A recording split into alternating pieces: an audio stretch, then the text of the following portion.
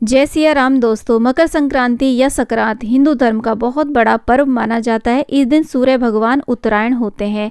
खर मास के कारण जो सारे हमारे मांगलिक और शुभ कार्य बंद हो गए होते हैं वो संक्रांत के दिन से शुरू हो जाते हैं। संक्रांत से ही बहुत सारे नियम धर्म शुरू किए जाते हैं। उनमें से एक है राम नाम का नियम लेना। तो आज की वीडियो में हम जानेंगे कि राम नाम का नियम आप कैसे ले सकते हैं और इसका उद्यापन कैसे और कब किया जाता है। देखिए, राम नाम की महिमा अपरंपार है। यह हमारे देश का धर्म का आधार है और सदियों से हमारे देश में एक दूसरे को राम राम करने की परंपरा चली आ रही है। तो मकर संक्रांति के दिन यदि हम राम के नाम का नियम लेते हैं तो ये सबसे बड़ा और सबसे सरल नियम माना जाता है। बहुत ही सरल विधि से राम नाम का नियम हम ले सकते हैं और इसका उद्यापन भी बहुत ही सरल होता है। तो मकर संक्रांति के दिन आप सुबह सवेरे स्नान करके शुद्ध वस्त्र पहन करके जहाँ भी आपका पूजा स्थल हो, मंदिर हो, वहाँ पर आ जाएं। वहाँ पर हमें संकल्प लेना होता है। तो इसके लिए हमें ज़्यादा कुछ नहीं चाहिए, बस एक नोटबुक चाहिए। तो आप ऐसी एक कॉपी ले लें। कोशिश करें कि थोड़ी मोटी साइज़ की आप कॉपी लें, क्योंकि हमें से पूरे वर्ष इसी में लिखना होता है। तो अगर एक भर जाती है तो कोई बात नहीं, दूसरी भी आप ले सकते हैं। तो ऐसी आप नोटबुक ले लें। इसका जो फर्स्ट पेज होता है ना, उस पर आप श्री रामचंद्र जी की फ़ोटो लगा सकते हैं, खुद से बना सकते हैं, सुंदर सा उस कॉपी को डेकोरेट कर सकते हैं।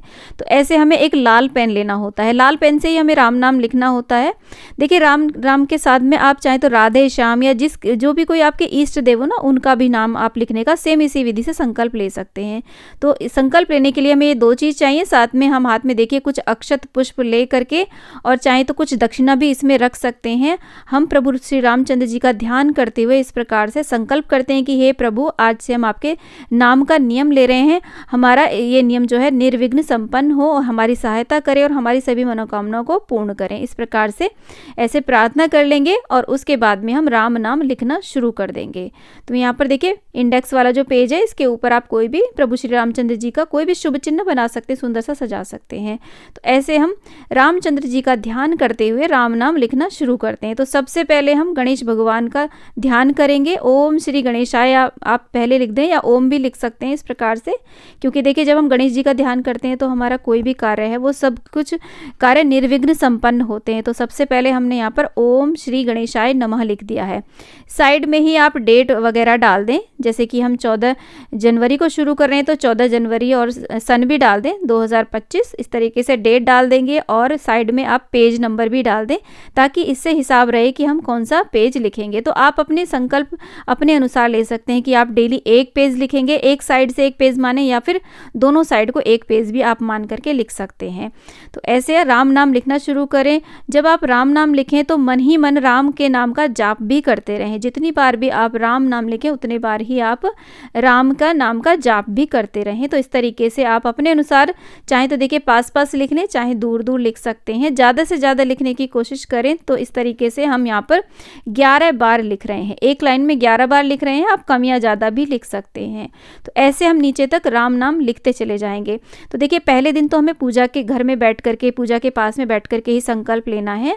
आगे से अगले दिन से जब आप राम नाम लिखेंगे ना, तो आप जब चाहे तब, पहले दिन तो हम सुबह के समय ही संकल्प लेंगे, तो जब भी आपके पास समय हो, जहाँ कहीं भी आप चाहें वहाँ बैठ करके किसी भी शुद्ध जगह आप लिख सकते हैं। हाथ मुंह वगैरह धुल करके शुद्ध हो करके आप राम नाम इस प्रकार से लिख सकते हैं। यदि आप रोज़ एक पेज लिखने का संकल्प लेते हैं तो 365 पेज की हमें एक कॉपी चाहिए। एक कॉपी भर जाएगी तो आप दूसरी कॉपी भी यूज़ कर सकते हैं। पूरा संकल्प करने के लिए एक पेन जब समाप्त हो जाएगा तो दूसरा पेन भी आप ले सकते हैं। तो आपकी जितनी भी सामर्थ्य हो, जितना भी आप लिख पाएँ उतना संकल्प लेना चाहिए। संकल्प को पूरा हमें ज़रूर करना चाहिए। तो देखिए एक लाइन में हमने 11 बारी राम नाम लिखा है और लाइन को हम काउंट कर लेंगे तो हमारी ये 25 लाइनें बैठती हैं।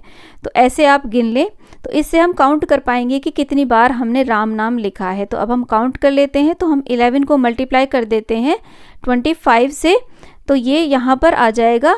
देखिए ये आ जाता है 275, यानी कि 275 बार आ जाएगा। उसको मल्टीप्लाई कर देंगे 365 से, तो ये हो जाता है 1,03,75 बार हम राम नाम लिख लेंगे पूरे एक वर्ष में। तो ये देखिए बहुत ही शुभ और मंगलकारी है। राम नाम की जो महिमा है उसका बखान हम नहीं कर सकते हैं, इसकी महिमा अपरंपार है। तो ऐसे जब एक पेज लिख लेंगे ना, तो नेक्स्ट पेज पे आप लिख सकते हैं, इस साइड भी लिख सकते हैं। ये दोनों साइड को एक पेज मान लें या एक साइड को एक पेज मान लें। अगर आप किसी भी दिन किसी कारण से आपका छूट जाता है तो वो पेज आप छोड़ दें, आगे से लिखना शुरू करें। बीच में जब भी समय मिले तब आप इस पेज को कंप्लीट कर लें। तो ऐसे संक्रांत से लेकर के अगली संक्रांत तक हमें पूरे 365 दिन ये हमें नियम निभाना है। अब जानते हैं कि इसका उद्यापन हमें कैसे करना है। देखिए, उद्यापन के लिए बहुत कुछ सामग्री हमें नहीं चाहिए, बस थोड़ी सी सामग्री चाहिए। एक कोरी नोटबुक लेंगे और एक लाल पेन लेंगे, साथ में कुछ मिठाई रखेंगे। तिल गुड़ के से बनी कोई भी रेवड़ी, गज्जक आदि आप रख सकते हैं, लड्डू भी रख सकते हैं तिल गुड़ के, और साथ में कुछ दक्षिणा हम रखेंगे। बस इतना ही हमें दान करना होता है। ये मैंने मिनिमम सामग्री आपको बताई है। इस दान को आप जितना चाहें उतना बढ़ा भी सकते हैं, साथ में हनुमान चालीसा भी दे सकते हैं। रामचंद्र जी के नाम के आप वस्त्र भी निकाल सकते हैं, गर्म ऊनी वस्त्र निकाल सकते हैं।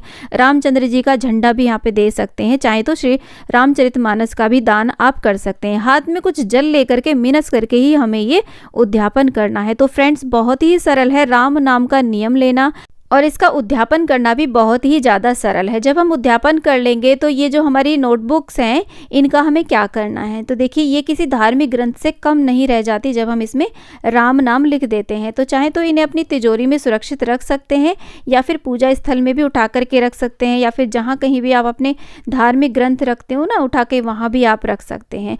आप इन्हें संभाल के नहीं रख पा रहे हैं तो कोई बात नहीं, आप बहते जल में, आप चाहे तो किसी भी पवित्र नदी में इन्हें प्रवाहित कर दें। पेपर है, बहुत ही जल्दी ये जल में समाहित हो जाएगा।